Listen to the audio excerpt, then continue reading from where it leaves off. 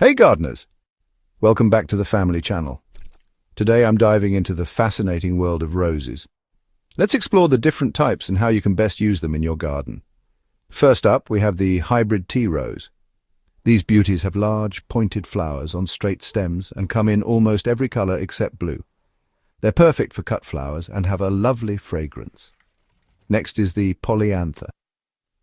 These small shrubs produce clusters of small, often fragrant flowers.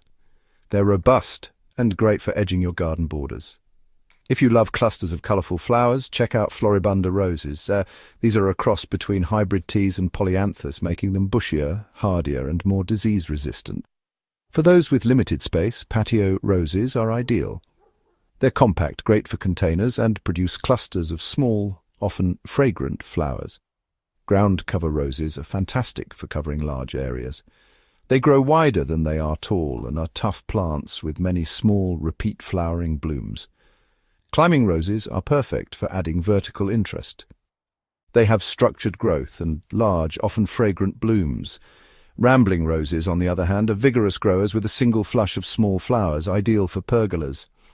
Moving on to some old favorites, damask roses are known for their fragrance and are used to make rose oil and water. Gallica roses, arguably the oldest garden roses, are short, bushy, and strongly perfumed. Alba roses are tough and disease-resistant with white or pale pink flowers and grey-green leaves.